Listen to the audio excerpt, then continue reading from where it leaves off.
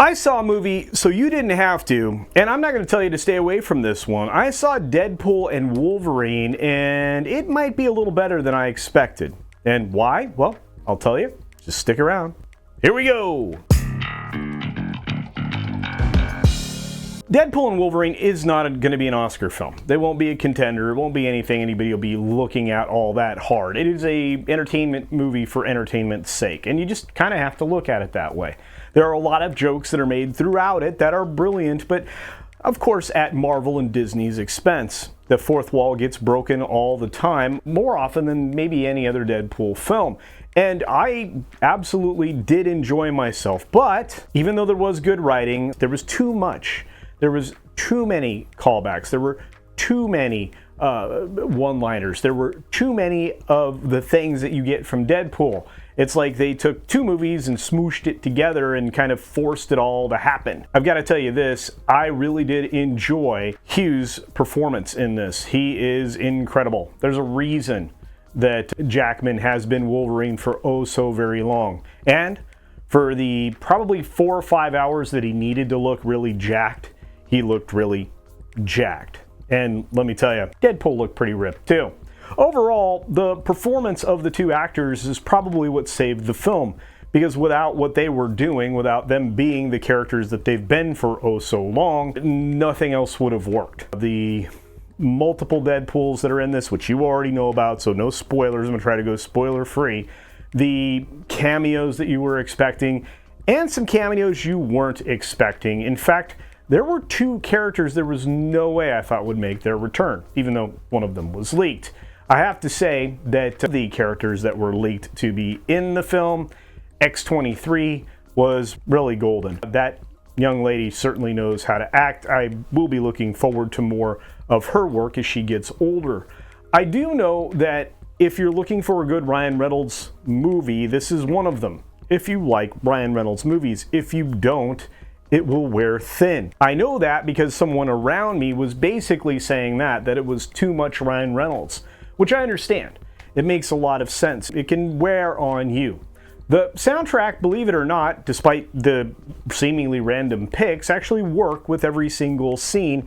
And while there are jokes that are going to go over normies' heads, they get almost everything else. I will say that somebody helped a particular actor with an accent. I'll say their dialect coach was actually spot on. You'll know what I'm talking about when you see the film. And I do like, believe it or not, the female version of Professor X. I think that's Cassandra Xavier, if my memory serves. And that's the other problem. Just how memorable will this movie be? Not very. It didn't have a lot of depth to it. We need to solve problem A. We have to go through problem B to get to result C. And the very end of the film is probably one of the best things I've seen in a Marvel film in a long, long time.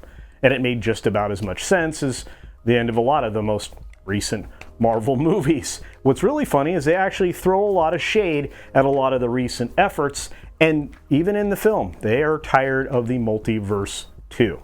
I think Disney and Marvel finally figured that out. Hopefully other studios do as well. There is plenty of gore, there's plenty of action, there are plenty of fight scenes. There may be too many fight scenes, and one of the scenes is just a crowded mess.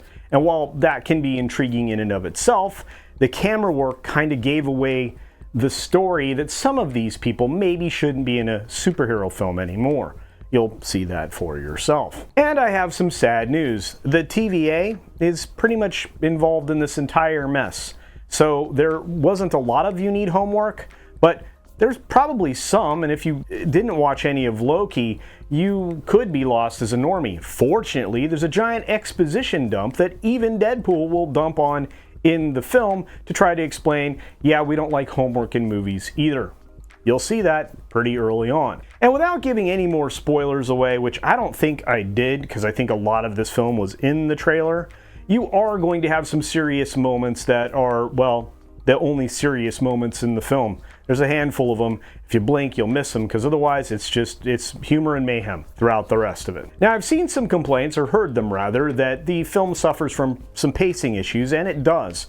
Thank goodness, at least they're keeping it in the ballpark of 2 hours, so you don't feel like you need to run urgently to the restroom when the movie is over. And of course, everybody wants to ask, is the film woke?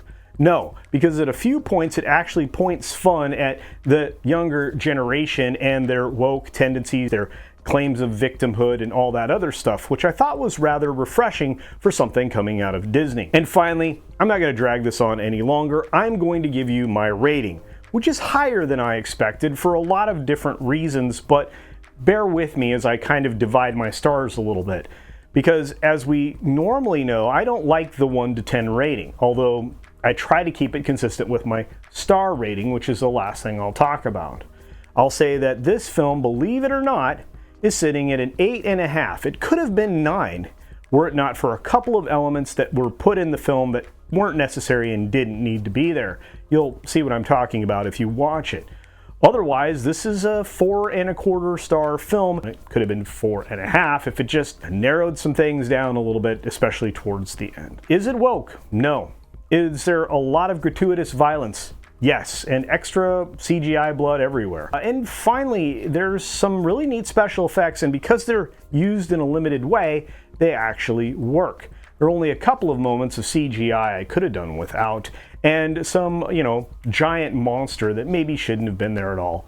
Anyway, with all that being said, I wouldn't dissuade you from seeing the film in theaters. You just have to ask yourself, how long will it be there? And is it worth it?